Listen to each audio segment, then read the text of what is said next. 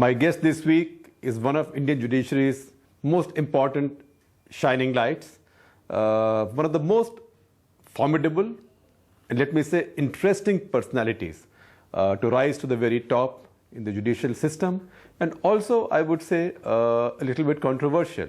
What's more important is that he's not somebody who's retired and gone home. He's remained active in judicial life in many ways, and he's spoken his mind.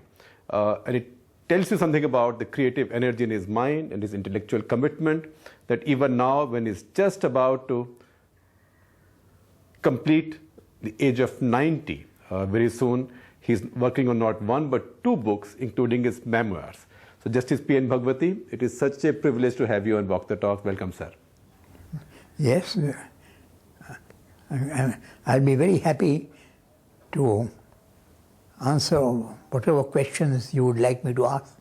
Sir, the judiciary is in news these days. Supreme Court, somewhat controversially, government complains about obiter dicta. We also editorially complain about that. There is too much talk on the bench. It seems somehow that there is the tension between the executive and the judiciary has become too much. Well, that can't be helped. Even in normal times, there is bound to be some tension between the judiciary and the executive, particularly because the judiciary is entrusted with the task of enforcing the Constitution. And judiciary has got to enforce the fundamental rights of the citizens. And these fundamental rights sometimes come into conflict with what the government desires to do.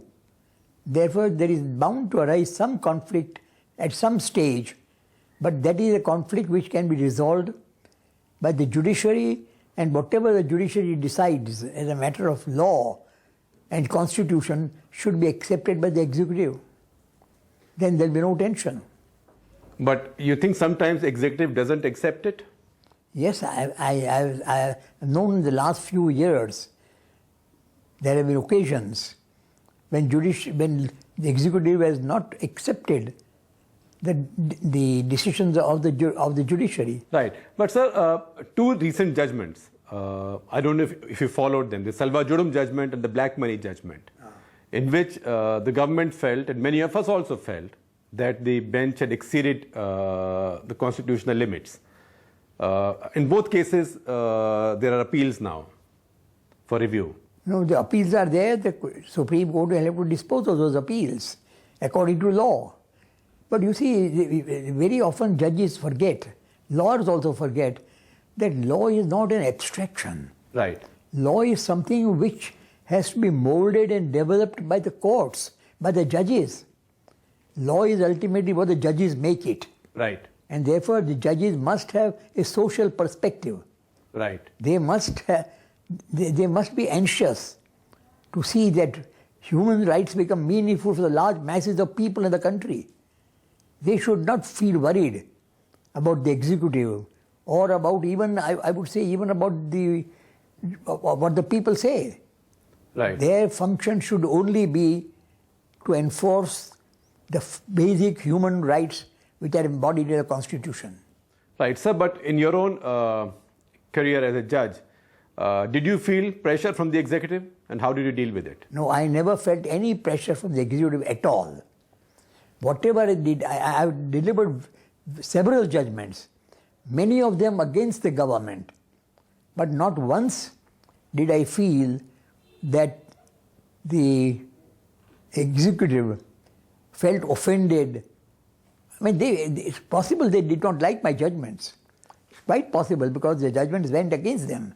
But they never showed any anger or any, what shall I say, very difficult to say, that I was doing something wrong. Any vindictiveness? No, never. Never. Because you were a judge in times when executive was much more powerful than it is now. Mrs. Gandhi's executive was very powerful. No, but judiciary in my time was equally powerful, let me tell you. There never was a single occasion when judiciary under my leadership felt thwarted by the executive or by Mrs. Gandhi. NDTV's cricket app, Android and iPhone. fastest scorecard, special analysis, and much more. Download free. ndtv.com/apps.